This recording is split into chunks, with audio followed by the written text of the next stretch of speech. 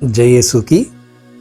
शांति के राजा चैनल के माध्यम से आज मेरे जीवन का सफ़र की कुछ बातें आपके सामने रखने का ये अवसर मुझे मिल रहा है। शांति के राजा चैनल के निर्देशक और उनके दल को मैं धन्यवाद देता हूँ।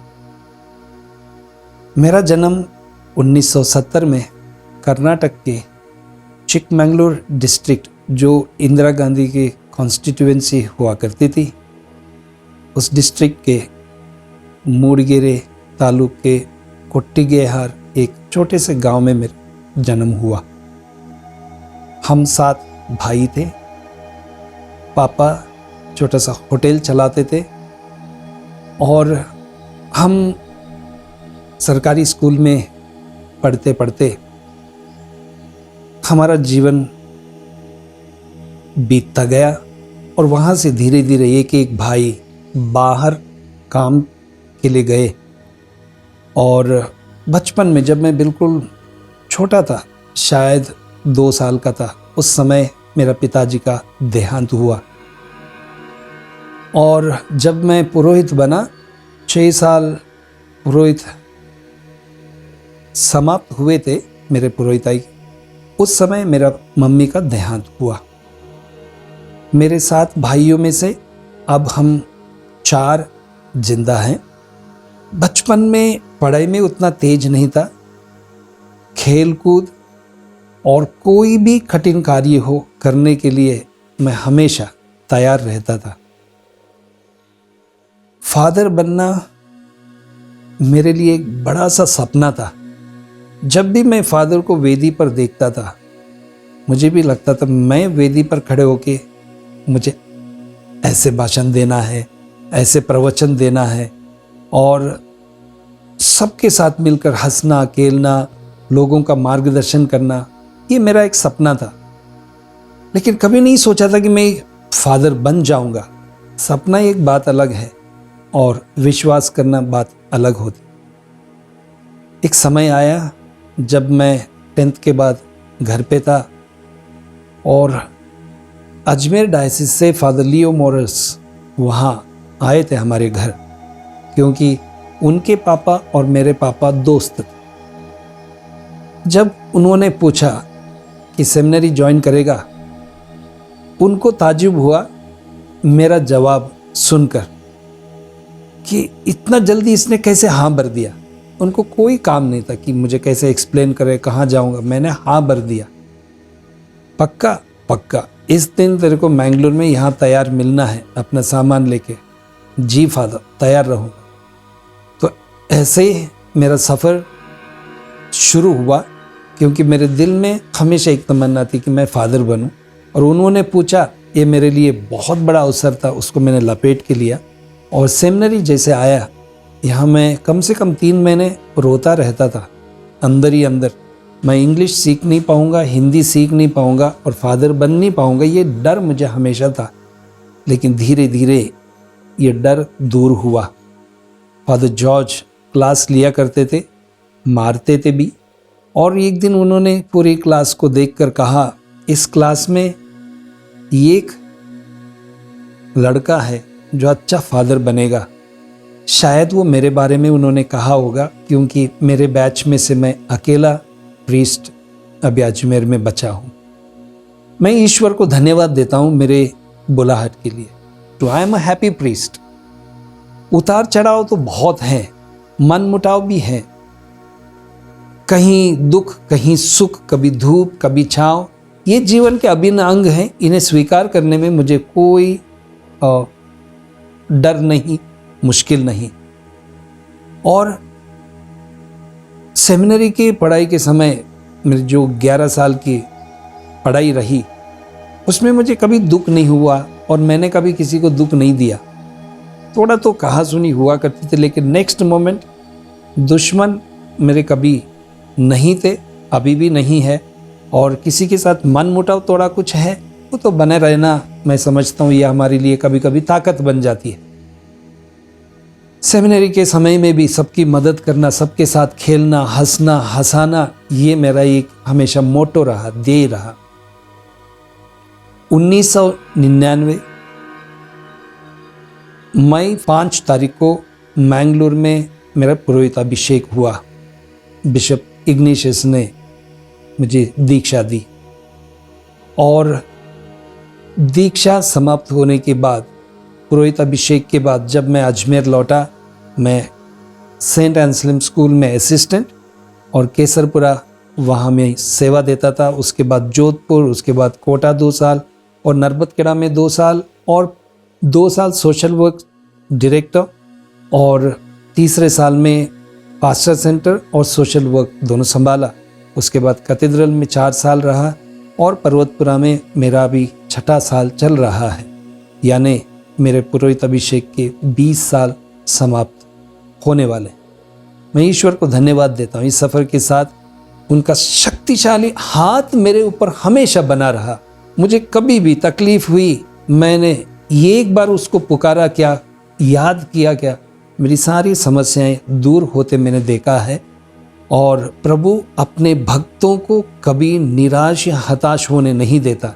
जीवन में मैंने बहुत उतार चढ़ाव देखे, लेकिन उनमें सबसे ज़्यादा ईश्वर का हाथ हमेशा कायम रहा, एक समान मुझे संभालता रहा। उसने अपने स्वर्गदूतों को भेजकर मेरी सेवा की, मुझे संभाला, मेरा मनोबल कभी कम होने नहीं दिया। 2014 में जब पर्वतपुरा में मैंने नई गाड़ी लाई और एक दिन यहाँ 190 लोगों की ट्रेनिंग, इसकी तैयारी में मैं सुबह सुबह आया, रिसोर्स पर्सन को वगैरह स्वागत करने का कार्य भी था। आते आते मेरी कोई एक भी गलती मेरी नहीं थी। मेरे सामने वाला कार चला गया, ट्रक साइड में दूसरे लेन पे चल रहा है। जैसे मैं ट्रक के पास आया, उसका तिरपल खुल गया और इतने मोटे, इतने चौड़े, इतने लंबे लकड़ी के फंटे ऐसे चिड़िया जैसे उड़ते आए, ये धड़ हमारे कांच पे गिरा, चकनाचूर हुआ, कुछ भी नहीं दिखा। उसके बाद मैं हल्का सा लेफ्ट मुड़ता और काई में गिर के आज मैं जिंदा नहीं रहता। और कैसे मैं वो ट्रक के आगे गया, उन फंटों से कैसे बच गया और यहाँ तक कि राइट साइड मुड़ के उस डिवाइडर, इतनी ऊंचे डिवाइडर पे चढ़कर वो हाईवे, जयपुर हाईवे पालरा के पास, उस तरफ जाके वहाँ भी जयपुर से आने वाली कोई गाड़ी भी नहीं मिली। काय में ऐसे गिरना था, लेकिन 3 टायर पे गाड़ी जाके ऐसे बैठ गई और मुझे ये क्रोच तक नहीं आया। उसके टेट आधा घंटे बाद फादर फ्रांसिस आए, मुझे कपड़ा बदलने के लिए पर्वतपुरा वापस आया। ये मीटिंग का मैंने हंसते खेलते, चुटकुले बोलते, प्रार्थना बोलते, गीत गाते हुए, सबका स्वागत करते हुए मीटिंग का आरंभ किया और फिर गाड़ी उठाने के लिए गया। एक ने मेरे छाती पे हाथ रखकर, एक फादर ने पूछा, तेरा दिल धड़ धड़ नहीं हो रहा है? इतना बड़ा एक्सीडेंट हुआ, तू बच गया। देखो, एक्सीडेंट हुआ है, मैंने नहीं करा, मेरी गलती नहीं थी। जब मैं गलती नहीं करता मुझे कोई दुख नहीं होता और मैं जब तक दूसरों को नुकसान नहीं पहुंचाता तब तक मुझे कोई दर्द नहीं होता। मैं जानबूझकर किसी को नुकसान नहीं करता, ये एक मेरा ध्येय भी है। सब जगह जाता हूँ, हंसाता हूँ, चुटकुले बोलता हूँ और सबका दुख हल्का करने की कोशिश करता हूँ। और मेरा काम जो होता है वो मेरी तरफ से मैं बेस्ट करने की कोशिश करता हूँ। इस एक्सीडेंट से जुड़ी एक रोचक बात मैं आपके सामने रखना चाहता हूँ। इस एक्सीडेंट के बाद किसी को इतना बड़ा सदमा लगा तो उन्होंने इमीडिएटली प्रेयर टावर पे फ़ोन किया और प्रेयर टावर वालों ने कहा, वो एक पुरोहित है ना जो एक्सीडेंट हुआ, वो आपके करीब अच्छा दोस्त है ना? हाँ, तो अब निश्चिंतित रहो, उनको कुछ नहीं होगा और कुछ नहीं हुआ है, क्योंकि मुझे दिख रहा है माता मरियम उनको उठा के सुरक्षित रखा है। और हमें ये भी दिख रहा है वो रक्षक दूत की प्रार्थना हर दिन बोलता है, इसलिए उनके रक्षक दूत ने उनकी रक्षा की और उनको ये क्रोच भी आने नहीं दी। ये प्रेयर टावर से उन्होंने कहा। और उस एक्सीडेंट से मुझे लगता है कि मैं हर बार जर्नी शुरू करने से पहले 3 प्रणाम मरिया बोलता हूँ। वो मुझे बहुत अच्छा लगता है और इस चैनल के माध्यम से मैं इस बात को भी रखना चाहता हूँ। पिछले नवंबर से मेरे साथ गर्दन में थोड़ी तकलीफ थी, थोड़ी नहीं बहुत, जिसके कारण 24 घंटे में से 23 घंटे मैं लेटा रहता था। लेटने पर कोई दर्द नहीं होता था, खड़े होने पर ना बैठ सकता था ना खड़े हो सकता, तो मुझे ऐसा चलना होता था और खाना खाना होता था ऐसे बैठना पड़ता था। मैं एक बात इस सिकनेस, मेरी बीमारी से जुड़ी बात तो आपके सामने रखना चाहता हूँ। बात यह है, ये एक बीमारी है, करोड़ों में एक व्यक्ति को आती है। सर्वाइकल स्पॉन्डिलाइटिस, सर्वाइकल आर्थराइटिस ये कॉमन है, लेकिन सर्वाइकल डिस्टोनिया जो मेरी बीमारी है वो करोड़ों में एक को आती है। मैं कहना चाहूँगा ये बीमारी कब शुरू होती है, कब अंत होगा, डॉक्टर्स भी नहीं जानते। इंजेक्शन लेता हूँ लेकिन इससे मुझे राहत, सिर्फ रिलीफ मिलता है, हर 3 महीने में लेना पड़ता है। मैं इस बीमारी से परेशान नहीं हूँ। इस बीमारी के द्वारा प्रभु का अनुभव मुझे विशेष रूप से हुआ है, मैं उसके लिए धन्यवाद देता हूँ। लेकिन इस मुश्किल के समय में सबने प्रार्थना की, सबने मेरा मनोबल बढ़ाया और कभी मैं निराश नहीं हुआ, क्योंकि मैं सोचता हूँ यदि 48 साल तक ईश्वर ने मुझे अपने शक्तिशाली हाथ मेरे ऊपर रखकर चलाया, उन 50वें वर्ष में मैं प्रभु को क्यों कोसूं? ये भी उसकी योजनाएं करके उस दुख को भी झेलने की शक्ति प्रभु ने मुझे दी। मैं कभी रोया नहीं। रोया इसलिए क्योंकि 4 महीने में वेदी पे चढ़ नहीं पाया, क्योंकि सिर हिलता था, कंट्रोल में नहीं रहता था और ऐसे पकड़ के मिस्सा बोलना मुश्किल था। तो उसके लिए मैं जरूर रोया। लेकिन आज मैं देखता हूं, सबको देखने के लिए मैं यहां बैठा हूं, गर्दन जैसे वो हिलती थी वैसे अभी 1% भी नहीं है। होती है, दर्द अभी भी है, इंजेक्शन अभी भी लेता हूं। ईश्वर जो कुछ करता है अच्छा ही करता है। ईश्वर अपने भक्तों को कभी निराश नहीं होने देता।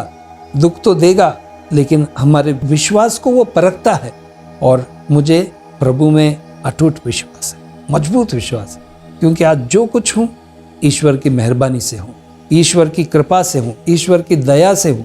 ईश्वर का प्रेम अपने लोगों द्वारा, मेरे पेरिशनर्स, मेरे फादर्स, सिस्टर्स, मेरे प्रियजनों द्वारा मुझे खूब मिलता है, और उनके प्रार्थना के बलबूते मैं आज आपके सामने ठीक से बोल पा रहा हूँ।